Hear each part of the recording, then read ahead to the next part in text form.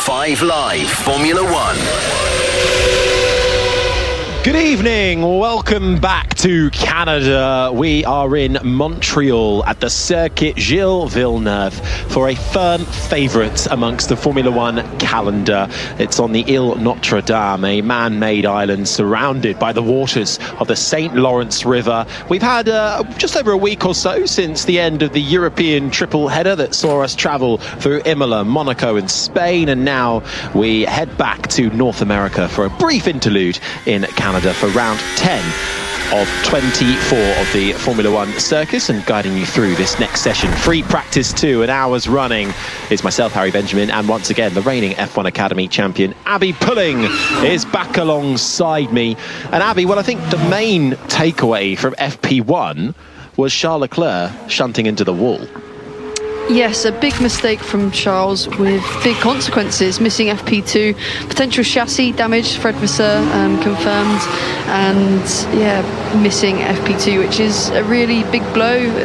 They want to get as much data as possible, so only having one car on track really halts that for the rest of the race weekend.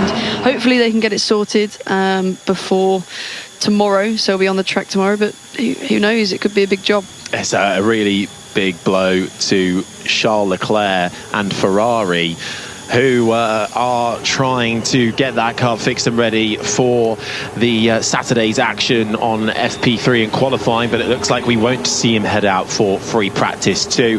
While they get ready in their cockpit of the Formula One cars, ready to get into the pit lane before the green light comes on, let's just bring you up to speed with how the standings look. And over in the Drivers' Championship, it's Oscar Piastri who leads the way by 10 points over his teammate Lando Norris. Max Verstappen 39 points back from Norris, so 49 points now away from the top step, having received a 10-second penalty after the Spanish Grand Prix for his incident with George Russell, who lies 4th in the championship. Charles Leclerc topping the rounding out the top 5. And then over in the Constructors' Championship, it's McLaren who lead the way by some margin to Ferrari. Then it's Mercedes, Red Bull and Williams, the top 5. Racing Bulls are 6th ahead of Haas, and Sauber jumping up 2 places to 8th spot, courtesy of Nico Hülkenberg's 5th place finish last time out, demoting Aston Martin to 9th, and Alpine are now 10th and last, with some work to do for the French marque. But green light on at the end of the pit lane, cars out on track, and it is the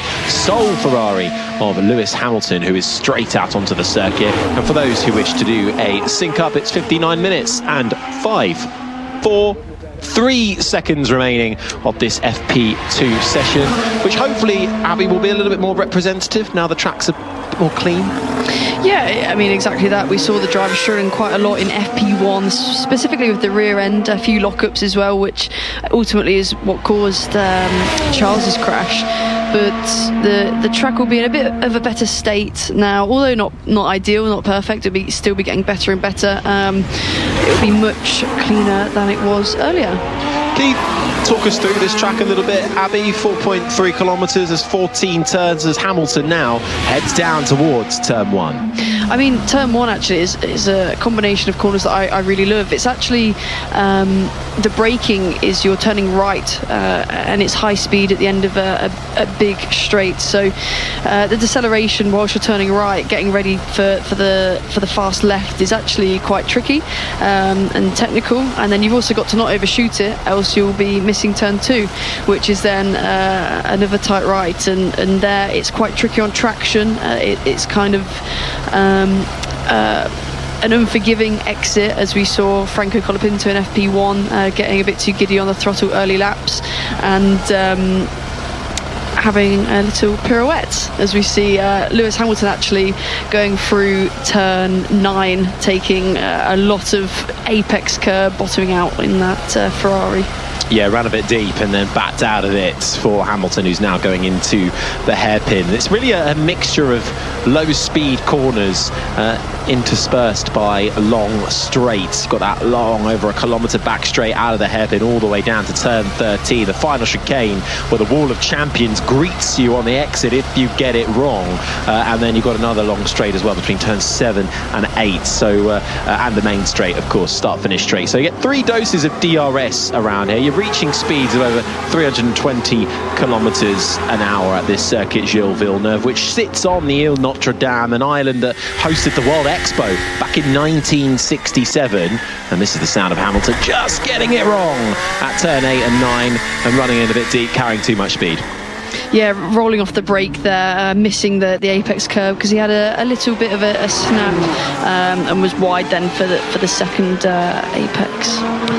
First pole and the win were here for Lewis Hamilton back in 2007. He's a 6-time pole sitter at this track. He is a 7-time winner, equals Michael Schumacher with the most amount of wins around this track, looking to go one better. But Ferrari, well, do look a little bit on the back foot. We've only had one practice session so far, but they were carrying issues last time out in Spain on both cars, and now just down to one car collecting that data. It really is a little bit one hand behind your back, especially in a session where you're looking at long run data and short run data on a more representative track.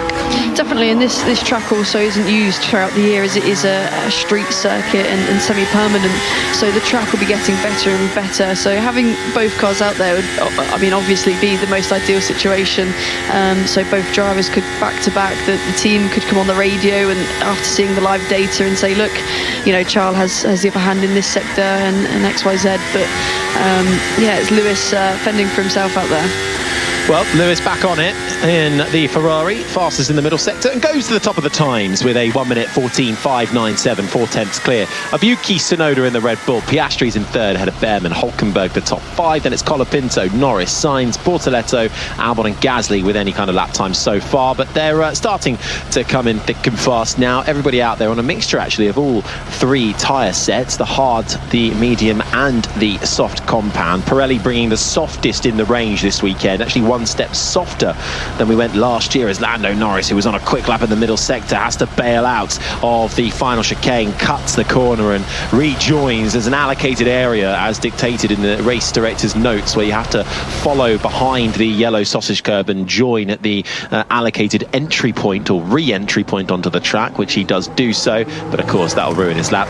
He'll have to go again. Yeah, they're seeing Lando make a little mistake. I think that's one thing that we've seen him make in qualifying. So if he gets some all out of his system in these free practices, then hopefully he'll be all good for qualifying. But yeah, I think Lando this season has been struggling. I think his weakness has been that qualifying ultimate pace and where Oscar's kind of had the upper hand. So oh, yellow flag out on the circuit, and it's Lance Stroll in the Aston Martin, whose front left has made contact with the wall somewhere. He's coming into the hairpin now. The tyre is hanging off. It's still just about clinging on to the wishbones and the suspension, but it's all a bit of a wreck. He can't turn it into the right-hander. He's pulled off at the hairpin on the runoff area. Lance Stroll, who missed the Spanish Grand Prix, withdrew after qualifying last time out after a persistent injury in his wrist, flaring up again from that injury he sustained a couple of years ago where he broke both wrists in a cycling incident. He's back on track, but immediately off it and won't be taking part in FP2. He finds the nearest marshal post, and that'll be an early bath for Lance Stroll. Really strange, actually. I'm trying to figure out where he's done that. I think it looks like it's in the turn 8-9, but it could be similar to what he's done, what Charles did in the session before. Oh. It could be So what he's done is he's come out through turn 6, the left-hander, which arcs around through the right-hander of turn 7, and he's just run out wide and he's hit the wall on the left-hand side, and actually it looks fairly square on at first. There's a huge plume of sparks that comes off the back, and then as he continues to drive on, then it folds into itself. Standing back. I think we have to stop, Lance. We shouldn't drive back, so just stop, find a safe place. Oh, why? Because we can't drive back in this condition. It's not allowed anymore. And that was after Sergio Perez did it last year and received a grid penalty for it, but he did do that during the race, so I wonder if there might be a little more leniency if you do it in a practice session. I have to double check that, but Lance Stroll has stopped and pulled up behind the runoff area. Now the car is being wheeled away, so green flag running again, but tough incident for Lance Stroll to have early doors in his home Grand Prix too. Yeah, it's home Grand Prix, and after missing the Barcelona race as well, after having his wrist injury, having it repaired by some of the doctors that work with MotoGP riders, so hopefully it's not flared anything up after tapping the wall there. Sometimes having a little jolt of the wheel, it can rip it out your hands, but it seems like he's not complaining. There's nothing like that happening. But yeah, just after he hit the wall, you could see something had broken as the front axle was bouncing around until it ultimately failed and collapsed under itself. Montreal is really claiming some victims early doors, isn't it? Charles Leclerc with a crash in FP1 that's ruled him out for this session, and now Lance Stroll out of this session. We're down to 18 cars remaining in free practice 2. Carlos Sainz, one of them, coming to the line now after a good start for both Williams cars in FP1, up in the top 3. Sainz just puts his Williams 6/10 adrift of Lando Norris's fastest time into 6th spot. Albon ahead on the soft tyre in 5th. It's Norris now fastest with a 1:13.3, less than a 10th to separate him and Verstappen. Russell, Gasly the top 4, then the 2 Williams cars, followed by Tsunoda, Alonso, Colapinto and Piastri the top 10.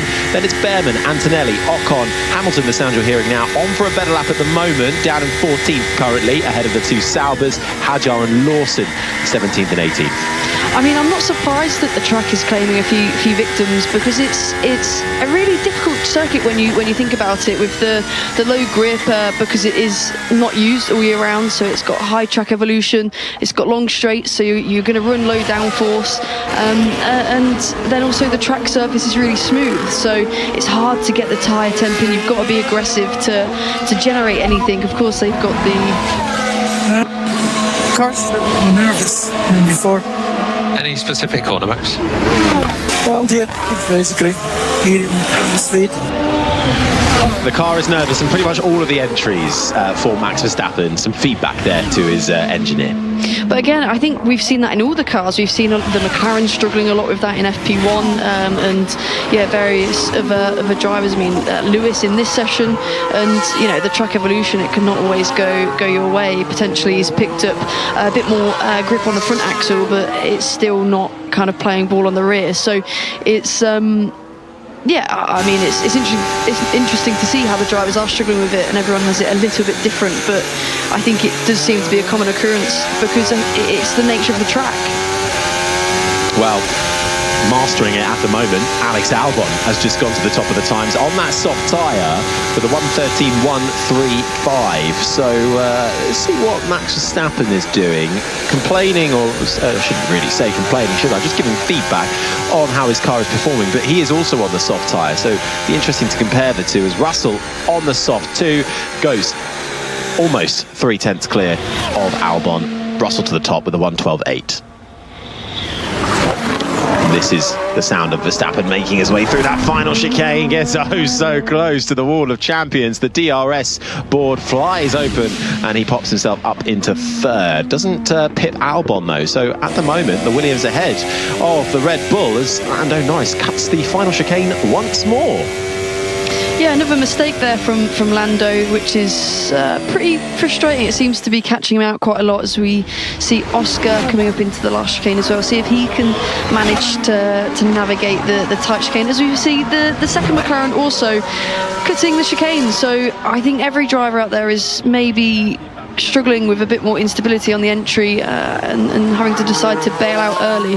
Identical for the 2 McLarens, really. We saw Lando Norris in FP1 really struggling to get it turned into the hairpin, and both Lando Norris, as they now tackle the final chicane, they were, and they are, in Friday's running, testing out a new front wing and front suspension. So as they continue to get to grips with how that affects the cars, is this some of the results of that testing? We shall have to wait and hear from the team on that one. Into the hairpin for Lewis Hamilton, who is out there navigating things. In fact, all 18 cars bar Antonelli and Colapinto are out on the track. Yeah, car is jumping like crazy in the rear, but the ride is terrible. So Max Verstappen not happy in his jumpy Red Bull, as Lewis Hamilton has to bail out of the final chicane as well. Much like the 2 McLarens, turned in immediately, bailed out of it, rear end stepping out on him.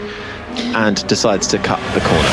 I'm almost thinking, is there some fluid down or something that's been dropped, just as it seems like every driver that tries to tackle the last chicane and the last collection of corners just can't seem to finish it, as we go on board with Carlos Sainz leading up to that final chicane where everyone's been cutting it. He's got 2 purple sectors.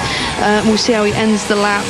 Manages to navigate the final chicane really tidy, not falling the same fate as everyone else, and I'm assuming we'll jump 10th off Carlos Sainz, 10th off George Russell in P2.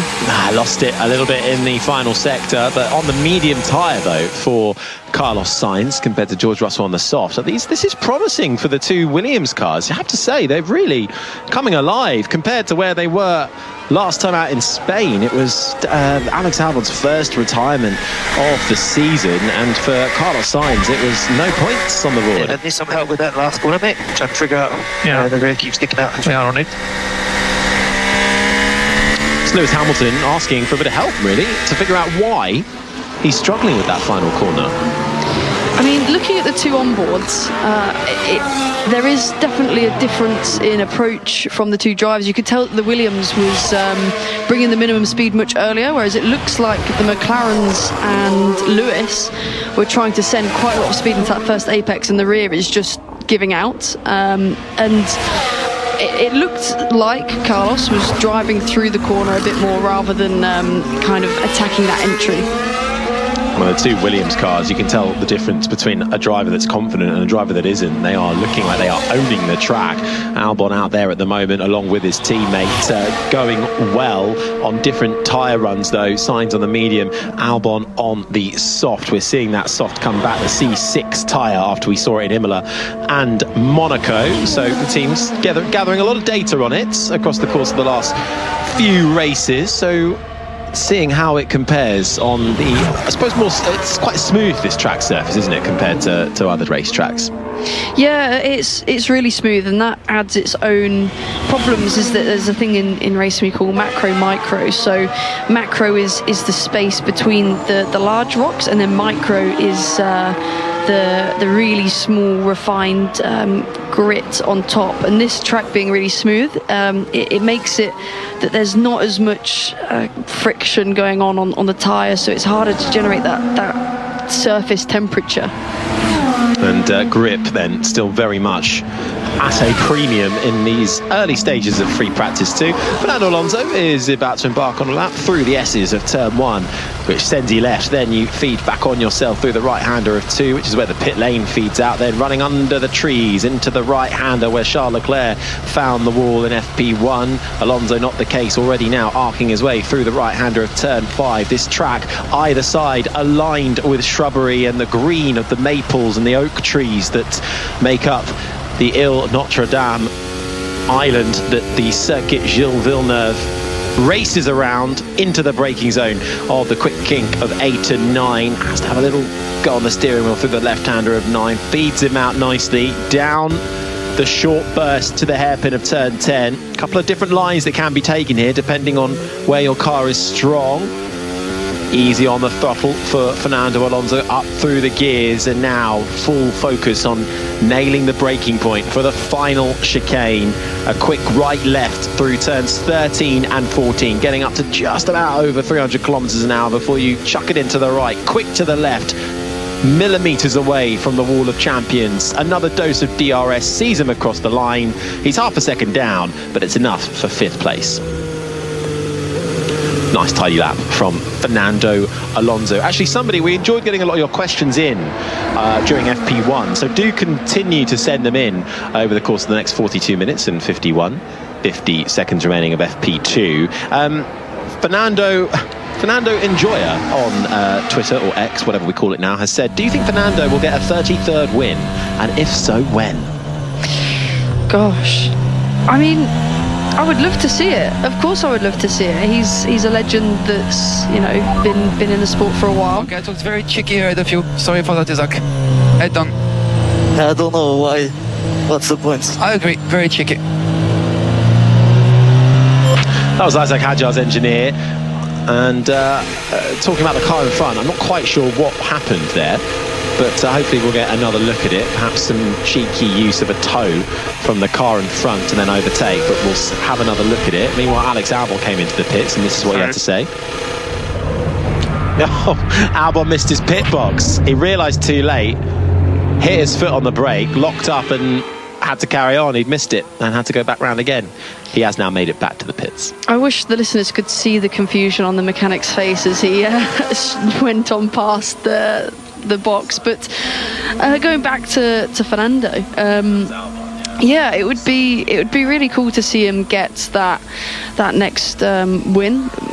If and when, I mean, Adrian Newey is going to the team at Aston Martin. That's quite an exciting future ahead for them. But who knows how much longer he wants to stay in F1. I think he'll stay there for as long as he believes he can, be competing at the front. And of recent years he's not been, but obviously Adrian is kind of dangling a carrot in front of him, isn't he? It is, and it's a pretty interesting carrot to dangle, isn't it? Fernando Alonso, 223 races since his last pole position, 205 races since his last Grand Prix victory. To keep the motivation as well, that's what I suppose Adrian Newey and a new look Aston Martin team. We know they've invested heavily into their campus in Silverstone, having for years, that team that has morphed out of Jordan, Midland, Spiker, Force India, and now finally a new campus that opened a couple of years ago, working on new wind tunnel as well, and all the state-of-the-art things you can imagine, all funded with ease by Lawrence Stroll. That surely 2026 has to work out well. Otherwise, how do you keep the motivation as Fernando Alonso? I mean, Fernando is just a pure enthusiast of motorsport. He enjoys every aspect of it. He's tried to do the Triple Crown, done a bit of the Indy 500, done Le Mans, and he just loves it. And I think he's got such an appreciation of the sport, and that's actually also why my role model Valentino Rossi, why I love him. So I see a lot of that in Fernando, and I think Fernando as well is so involved behind the scenes. Every F1 driver, don't get me wrong, is so involved in the development of the car, but Fernando really just thinks outside the box and adds features that I've never thought of myself, and I'm sure some other drivers probably haven't thought of. So and what he can add to a team and the value of it, his vast experience. He's drove almost every iteration of car you can think of, so he's only an asset, and I think he's been doing a great job for Aston, and knowing what he's done behind the scenes for Alpine, I can only imagine what he's been doing there as well. It sounds like eventually, when he is finally ready to hang up his helmet, he will be quite a good team principal. Do you think? Yeah, I never thought about it like that, but it is a really big possibility. I mean, it depends how much he's interested in that side of things, and the operations side, but I think he'd be up for it, to be honest. Well, I think primary goal is to get himself back onto the podium and back to race wins. But let's see. Well, watch out for Fernando Alonso. First points on the board last time out in Spain, and looking at his 20th Canadian Grand Prix start this weekend, highlighting what a veteran he is of the sports.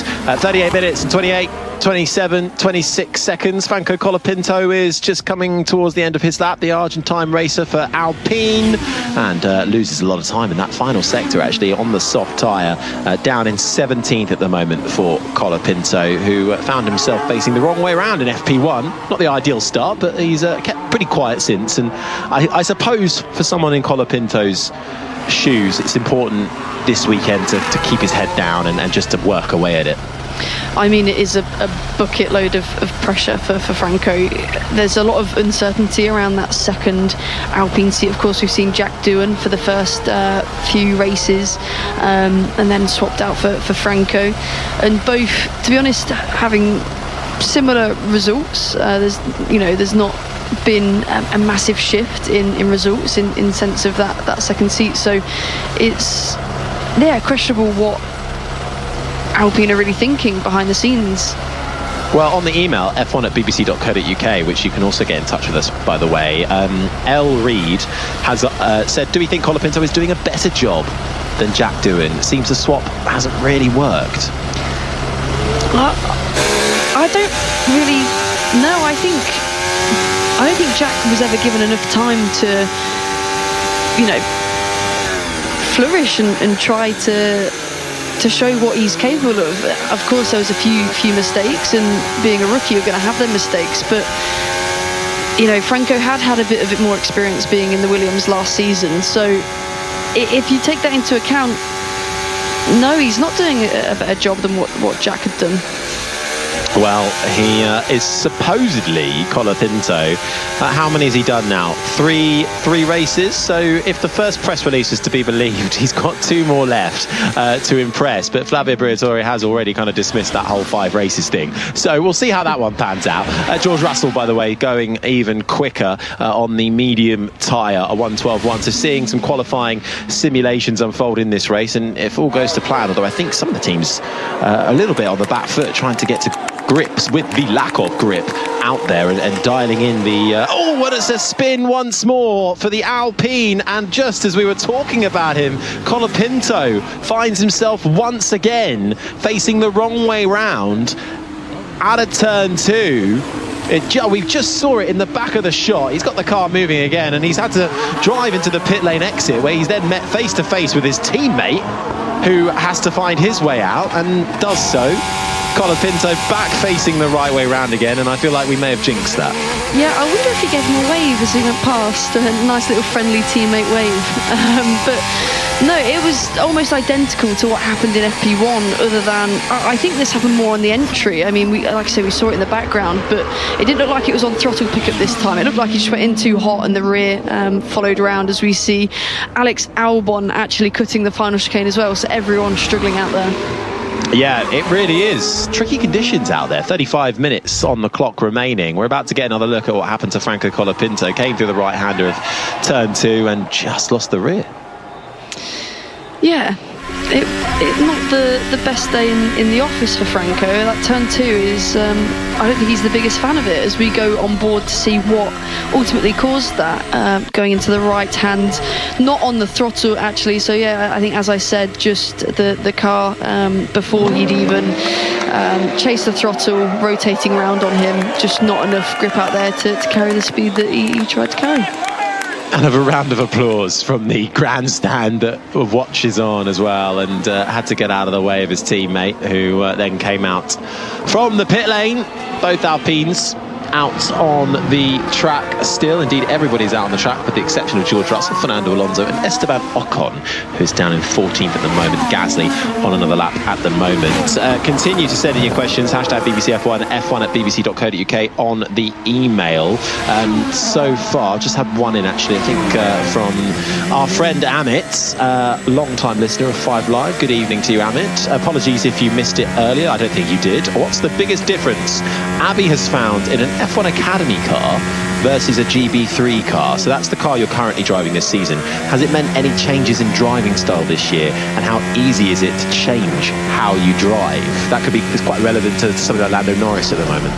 I mean, it is a significant difference, to be honest. I always explain it that Formula 4 level cars are more 80% mechanical grip and 20% downforce. That they do have wings on them, but they don't really actually amount to much, to be honest. You can tune them, but it makes little difference really. Whereas the GB3 car and the step up into Formula 3 is almost 80% downforce and 20% mechanical grip. So it's quite a big shift, and you've got to really commit to the corners. You can really attack the corners a lot more, and corners, for example, turn cops at Silverstone in an F4 car, although you're approaching slower, and yeah, you have to have a really big lift in the F4 car, whereas you're approaching fast in the GB3 car, and it's pretty easy flat as long as the wind is in your favour. So it's quite a big difference. Changing your driving style to suit it, I mean, that it is what it is. It is the way that you have to drive the car. I mean, if there's little tendencies and more oversteer, understeer, etc., and then that's even more refined, but it is quite a big shift. But I suppose that's a good thing, isn't it? Ultimately, that's what F1 Academy is trying to prepare you for, and gear you up to that next step, which should be different. It should be more challenging, right? And to continue your momentum up the single-seater ladder, as the two McLarens now both successfully make it through the final chicane. Piastri still down the timesheets in 13th and Norris down in 8th, but we're expecting that's not really a true recollection of their pace. Russell is currently fastest ahead of Hamilton, half a second between them. Russell on the medium tyre, Hamilton on the soft. Sainz third, Hadjar and Verstappen the top 5. Gasly, Alonso, Norris, Behrman and Albon the top 10 as it gets a bit dicey for Esteban Ocon coming through turns 8 and 9. Traffic everywhere you look. He somehow threads the needle but lost a big chunk of time while doing it.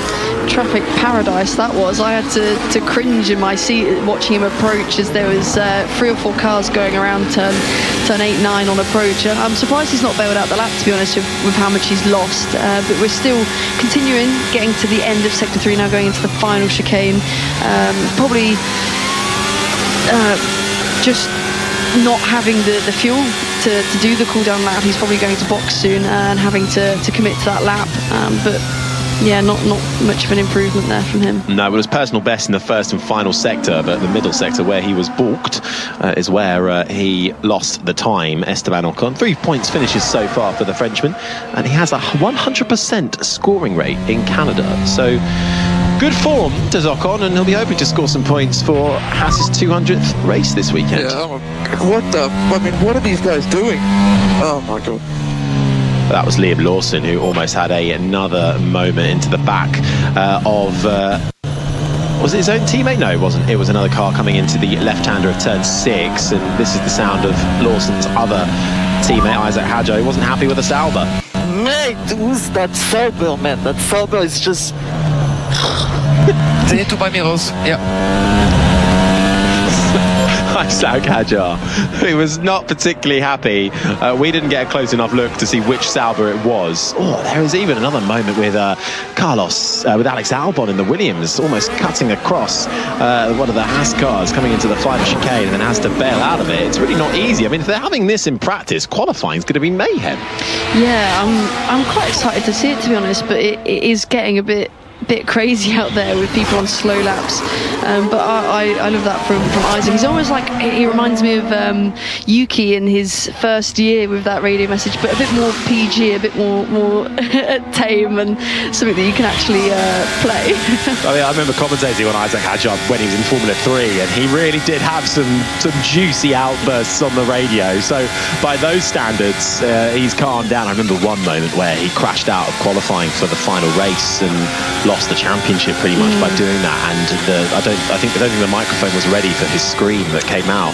They played it out, but oh my word. So I think he has calmed down a little bit, but I don't want them to calm down. I quite like having a bit of that over the radio. It's good personality.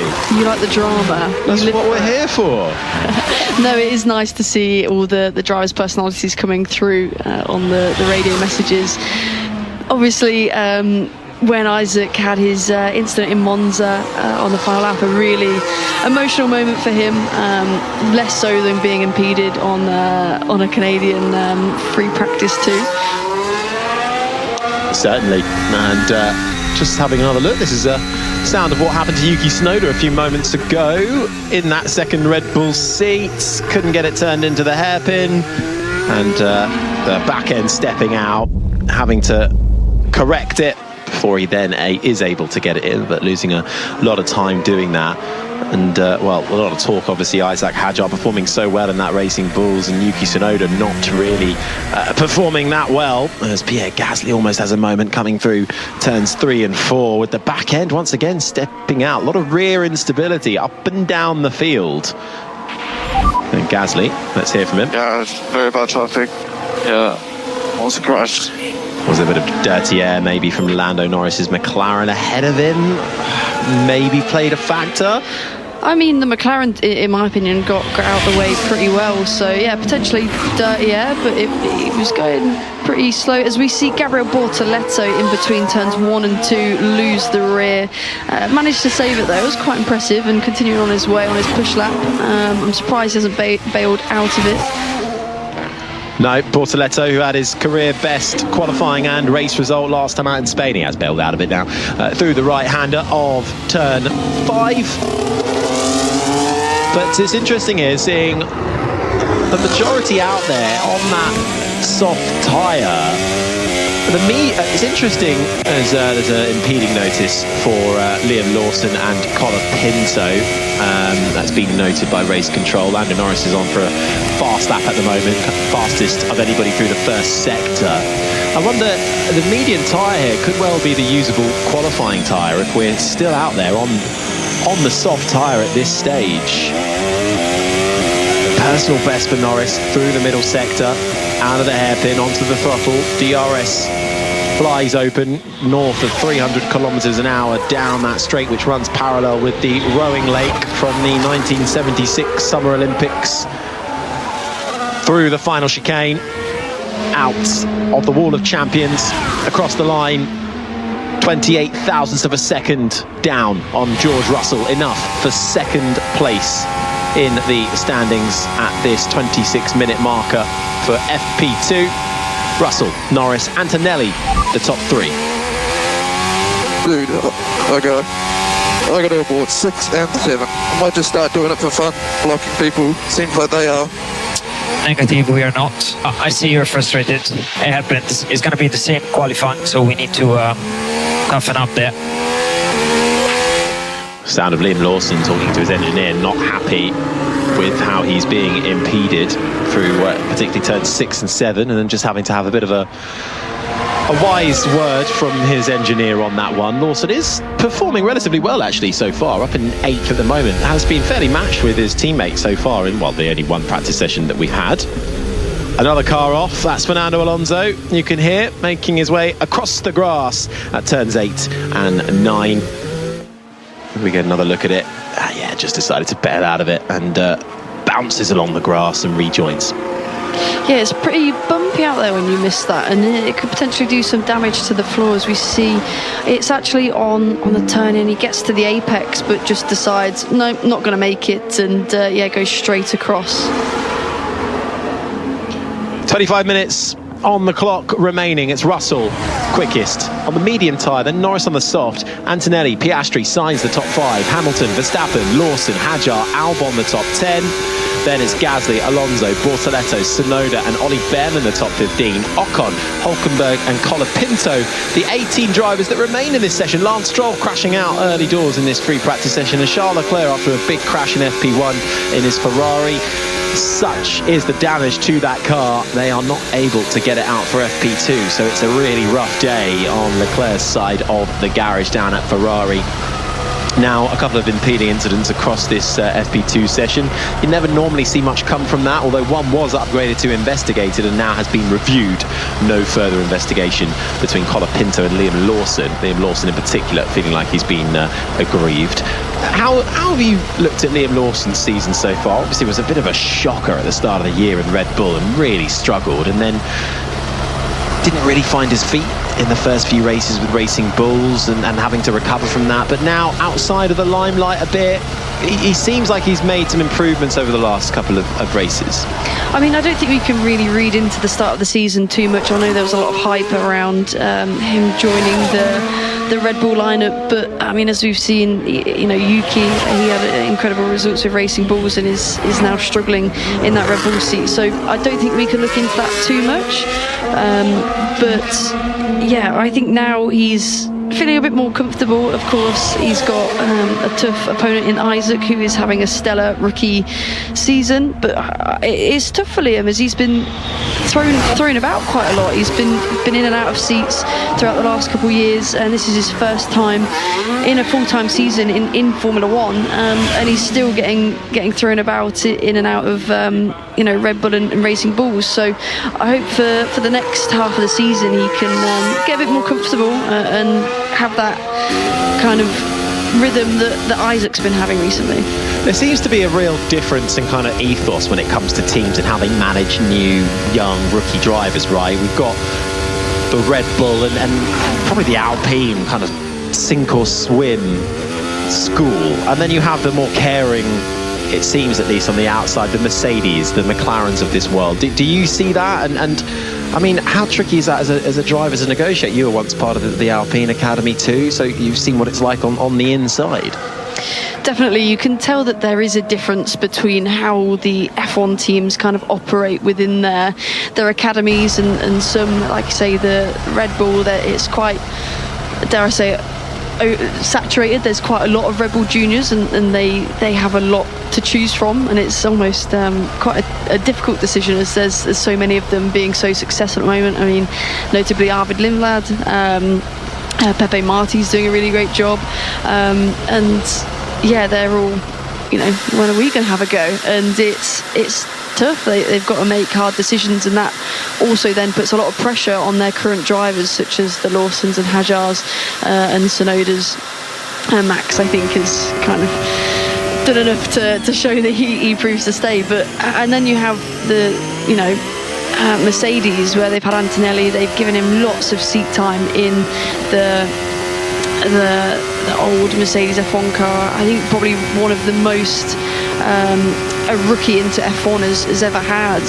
Something of, I think it was over 5,000k, maybe more, which is phenomenal, and it shows. You know, he's sitting P3 at the moment, Kimi Antonelli, in this session, and it's two different ethoses, and gosh, I mean, you can argue, I think, till you're blue in the face, which is the better way, but for the team, it seems to have worked in Mercedes' case, having Antonelli, and then it also seems to work for Red Bull having the choice. Well, at the moment, but unfortunately what they did was they found the wonder kid in Max Verstappen, and now nobody can really live up to that. Although the next one, as you've said, is being tipped as Arvid Lindblad, who is racing in Formula 2 at the moment, and actually has just been granted his super license early by special exemption between Red Bull and the FIA. And so he's done some F1 running in an old Racing Bulls car. He's done a Red Bull test, not a test, a demonstration run. So they are very much looking at him as the future. Where they place him, well, you probably think Racing Bulls. So Liam Lawson and Isaac Hadjar looking over their shoulders. But if one of them gets promoted, where's Yuki Tsunoda going to lie at the end of this year? Is Max Verstappen going to remain at the team? Red Bull have to think about what they've got at the moment, but also have one eye on that future. Those rumours of Verstappen leaving, while he quashes them, they're still always going to be there. So it's tricky. I feel like they've built a team around one driver, which is brilliant, but also can eventually really come back to bite you at some point. Yeah, as you say, there has been rumours that he's been talking to other people, and I mean, who knows what's going to happen, and you know, contracts, they're only so true. Of course, he's until 2028, I believe, but there's always get out clauses and the fine print that drivers try and use. So who knows? But I think they're in a bit of a predicament, because they've got so much talent. It's almost hard to choose, and they're always going to have to take out one talented driver for another. It's not going to be the case of you know, you're taking out someone that doesn't deserve to be there. Because you know, I could argue that I think all of the Red Bull drivers at this point in time really deserve to be there. Well, let's see how the rest of the season unfolds. 18 minutes and 44 seconds remain. It's Russell quickest ahead of Norris, Antonelli, Albon and Alonso, the top five. Fernando Alonso bolting on a second set of softs. So looks like Aston Martin then holding back medium tyres for qualifying, possibly. We saw how well they went on the medium tyre in Imola in qualifying, both cars getting through into Q3. So perhaps this is playing out nicely for Alonso in particular. Certainly one to watch. Piastri's up in 6th. He's still about 4 tenths down though. Teammate Norris was up in 2nd. Sainz 7th, ahead of Hamilton. Verstappen and Lawson the top 10. Then it's Hadjar, Gasly, Bortoleto, Hulkenberg and Tsunoda the top 15. Behrman, Ocon, in 16th, I should say, and 17th, with Colapinto 18th and last, because we have no Lance Stroll and no Charles Leclerc, who crashed out in FP1, and Lance Stroll crashed out in FP2. But the two Haas cars then down in 16th and 17th, so not lighting up the world that they would be hoping to, especially, Abby, on quite a big weekend for them. Yeah, it's the 200th Grand Prix for the Haas team, and although as not showing great pace in this session here, I think they've come a long way in them 200 Grand Prix. I think they're one of two teams in that amount of time to who have not been on the podium, not scored a podium. So one of the only two teams to have done, well, 200 races and not been on the podium. Do you know the other one? No, now you're testing me. It will be Minardi was the other team. Yeah, producer Joe gives me a knowing nod. Did you know that one? No, didn't know that one. You knew the first three, top 1, 2, 3, the British Grand Prix, or British drivers 1, 2, 3, didn't you though? Yeah, US Grand Prix 1968. I think Watkins Glen off the top of my head. Yeah. Thanks to whoever sent that question in on the email, f1@bbc.co.uk. But yeah, going to be able to walk out the room. His head's going to be too big. Haas certainly, though, hoping for some points after a non-score last time out in Spain, but celebrating 200 races in what is their 10th Formula One season. So whilst they had an upgrade in Imola, which did improve their high-speed performance, still one thing that Oliver Behrman is getting very frustrated with is how the car fluctuates from race to race and how it can be so good and then not so good. You know, that must be so tricky when you feel like you've had a great race and the car's coming together and then suddenly slightly different track characteristics and your car is just not there anymore. And I think some of that comes from Haas being one of the smaller teams that have had less investment in the past. They maybe don't have as much data or as much useful data to then feed back to the drivers that, hey, look, you can expect this at this circuit. That, you know, maybe Ocon and Esteban already kind of knows what to expect, whereas Ollie, he's going into it for the first time. He doesn't know what he's getting into and is trying to look for every bit of information possible that maybe the Haas team just don't have so much. No, of course, a strong technical partnership with Ferrari since they began, and now increasing a new technical partnership really with the Toyota Gazoo Racing facility. So it's an interesting relationship there that we'll watch with intrigue. A couple of long runs starting to come in now on the circuit with just over 15 minutes remaining. Through the email, f1@bbc.co.uk, another question for you from Alex. Who do you think will have the Cadillac F1 seats next season, especially based off of the rumours on which drivers they spoke to? So I think it's Bottas, Sergio Perez, Mick Schumacher, Zhou Guanyu are the ones that I've heard that are in the frame. What do you think, Abby? I mean, I've also heard some IndyCar names come into it as well. Colton Herta, yeah, Alex Palou. I mean, I think Alex, he's pretty ingrained into the ecosystem of IndyCar. So I'm going to say strictly to F1 drivers. I think Bottas is strong in the running. Obviously, Mercedes reserve driver. He's been with Williams in the past, Sauber, and obviously Mercedes in his kind of more successful kind of timeline. And I think he can add quite a lot to a team, and a team like Cadillac, they've got nothing really to go off. It's brand new for them. So Bottas, and I mean, you can't ignore that Sergio brings quite a lot of investment with him, so that could be a potential. Obviously very experienced as well, being with Red Bull and Racing Point in the past. Gosh, maybe a Guanyu Zhou. Would you go for two experienced as Max Verstappen on the radio? The brakes when they're a little bit cold, they don't bite. It's worse than FP1. Okay, that was Verstappen cutting the final chicane just as he was gearing up for a lap as well, and then immediately had to bail out of it with no bite on the brakes for Verstappen. Two experienced drivers, or one experienced and one slightly less, or one American. But then you're looking at the IndyCar drivers then in that case. I don't know, I think I would probably go for, at least in the first couple of seasons, to get yourself settled, because this is no easy task for Cadillac to come in as the 11th team. They'll be taking a Ferrari engine to begin with before General Motors and Cadillac building their own one.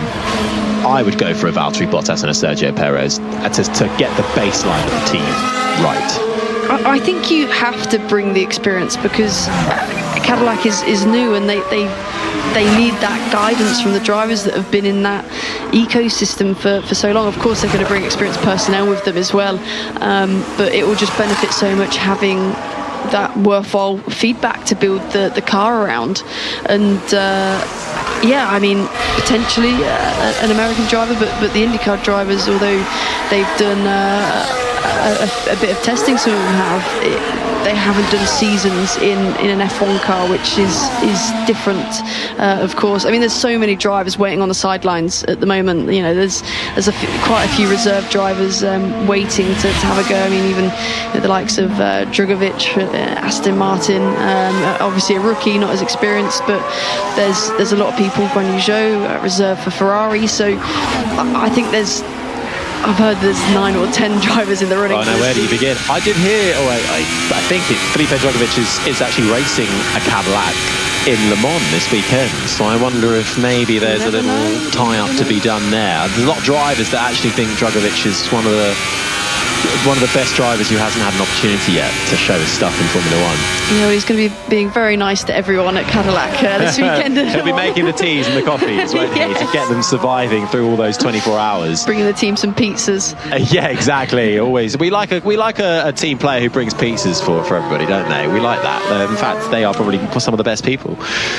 11 minutes and 11 seconds remaining of free practice 2. It's the Canadian Grand Prix weekend. It's round 10 of 24 of the Formula 1 Championship, and we've come to a happy hunting ground for many, for particular Lewis Hamilton, who is on the grid, the most successful driver around this circuit, which makes its way round the Ile Notre Dame. 14 corners, 6 that go to the left, 8 that go to the right, which spans just over 4.3 kilometres and 2.7 miles. Home to many a groundhog, but for this weekend, home to 20 Formula 1 cars as they weave their way under the trees that line this circuit. This is the sound of Isaac Hadjar making his way down that back straight parallel with the rowing lake that was created once the 1976 Summer Olympics came to town, built to host the rowing and the canoeing. In fact, the drivers have to cross the bridge every day over that to get into the track. And let me tell you, it's a bit of a wobbly bridge, but we manage it. We, as in not me and all the drivers. Do you have your floaties on just in case you fall in? I'd tell you what, one year I got a boat in, because you have to park really far away, or we did, because I think we were a bit late. I feel like this is a flex. I get a boat to work. Well, no, because they offer. I was walking. Who was I with? Oliver Askew. I was with Oliver Askew, the former IndyCar and Formula E driver, and we were so far away down the stretch where the car park was. They had a little tender boat offer to take us in, and we got in. But they really put his foot down to the floor and made us gone. Apparently, though. For this year, sadly, to report, that bridge has gone, and I'm glad to see, though, that after my parking travails, they have changed it for this year, so that's good. So really helping with the improvements to the Canadian Grand Prix, because they're still vying to stay on the calendar over the next few years, but putting on a good show. The traffic was so bad a couple of years ago that Kevin Magnussen was the car behind us, and he had to get out and run to the track to make it for qualifying, or FP3. I thought they get police escorts. No, you and Nico Hulkenberg with your police escorts. No, K-Mag. No, not once. Not once we were in. Maybe he had one to the gates, but then he was stuck with the rest of us. So anyway, last 8.5 minutes left of free practice 2 and the running of the day, as the sun continues to shine over. Decent temperatures in Canada. Air temperature just under 20 degrees. Track temperature 36.6 degrees. And some long runs being done. Fernando Alonso on the soft tyre, making his way around the track at the moment. Everybody out on the circuit. 18 cars remain in the session. No Lance Stroll, no Charles Leclerc after crashes for those two drivers. Looking though at these longer runs, we went on board with Isaac Hadjar a little bit ago, and seemed as if he was struggling a bit with that front axle, and on this longer run the deg's actually coming from the front, so struggling less with the rear now, as we also go on board with Fernando Alonso with a lot of understeer through the second apex of the final chicane. So on these long runs, a little bit different to the performance runs. Yeah, certainly. As he eases off the throttle and makes his way through the S's. Now, what do you do if you're Yuki Tsunoda? Abby Pulling. At the moment, it doesn't look too bad because Verstappen's in 9th, half a second adrift, and Tsunoda's down in 15th, 8/10 off. Still 8/10 off George Russell. That actually kind of highlights how close the field is. The top 16 are covered by less than a second. So if you're Yuki Tsunoda and you've come into a team and you know you're quick, you've proven you're quick. Okay, you might not be Max Verstappen level quick, but after last time out in Spain, when he basically qualified last, I'll say it again, he's not, and I think Isaac Hadjar also came out in his defence. Yuki Tsunoda is not that level of driver. He is not a guy that qualifies last, but in this current formula, he's being made to look like he is, but he's not the only one in that second car. But what do you do as a driver? How do you even tackle that? I think it just solidifies more and more to the team, though, that there is an issue. There is a fundamental issue with the car, and Max can somehow get a time out of it most of the time. There's been so many talented drivers go in and out of that seat, and none of them seem to be able to make do with anything. And I think, from Tsunoda's point of view, there isn't really much he can do. He can't go back down to Racing Bulls unless Hadjar or Lawson have a stellar rest of the season and kind of get promoted and take Tsunoda's seat, which I think would almost be the best situation for him, because the Racing Bull car seems much more stable, much more drivable and consistent, to be honest.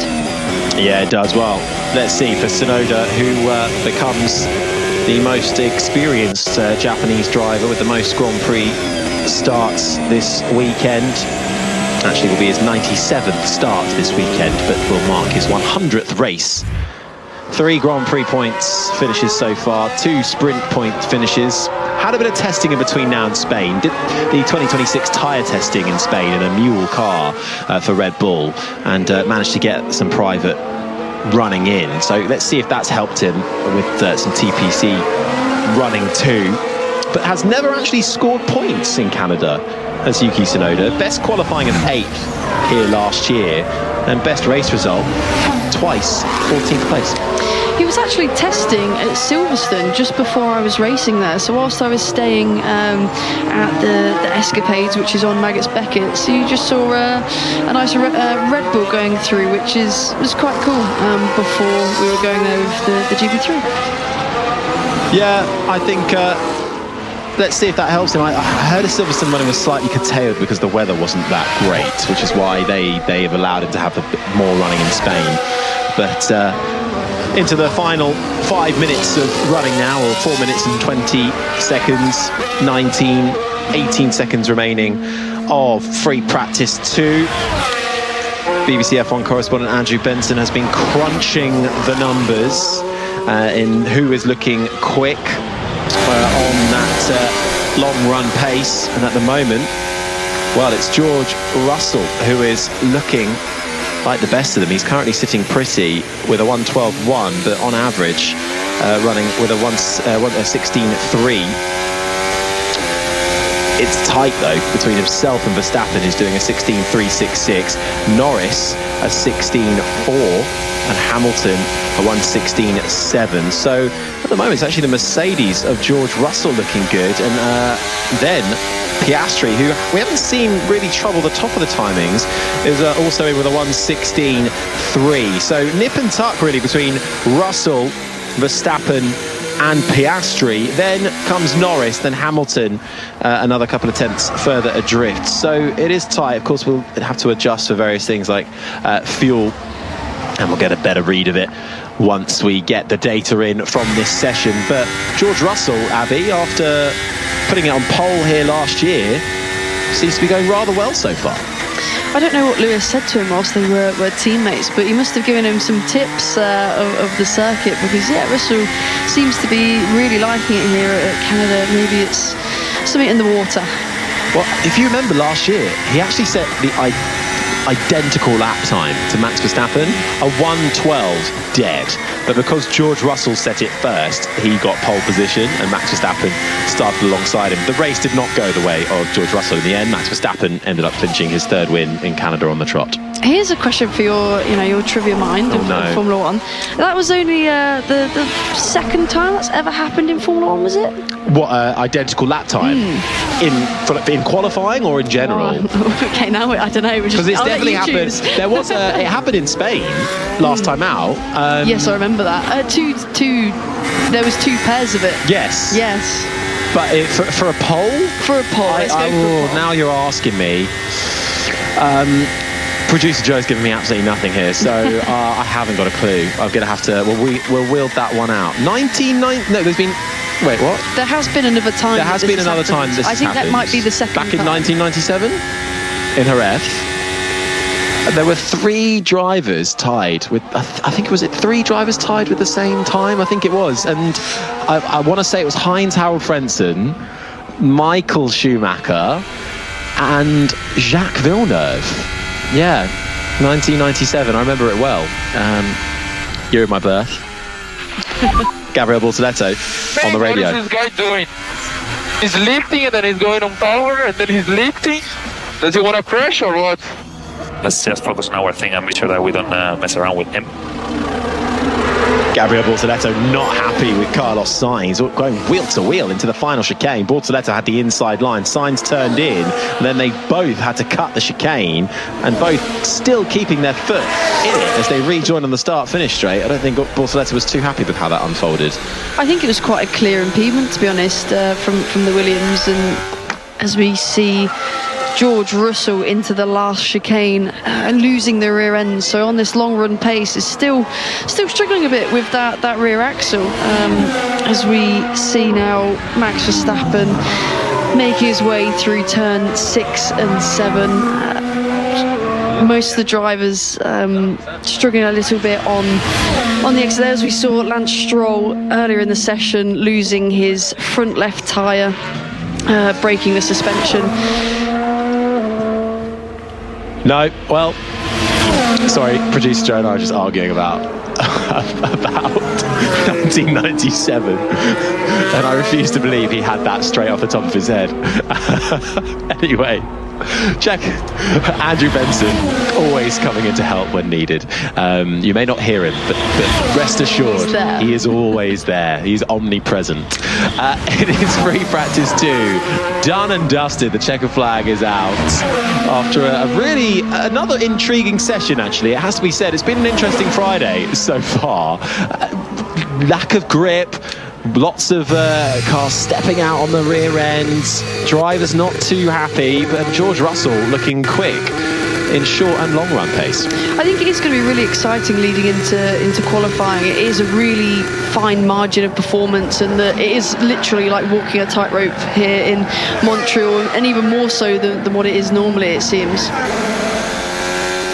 Well, checker flag is out then. George Russell, fastest, a 1:12, 1:23. Ahead of Lando Norris, 28 thousandths of a second splitting them. Then it's Kimi Antonelli third, Albon fourth, ahead of Fernando Alonso, the top 5. Oscar Piastri was 6th, ahead of Carlos Sainz in 7th. Lewis Hamilton 8th, ahead of Max Verstappen down in 9th. Liam Lawson rounded out the top 10, ahead of his teammate Isaac Hadjar. Pierre Gasly 12th for Alpine. Then the 2 Saubers of Gabriel Bortoleto ahead of Nico Hülkenberg. Yuki Tsunoda down in 15th. Oliver Behrman ahead of his Haas teammate Esteban Ocon, 16th and 17th for them.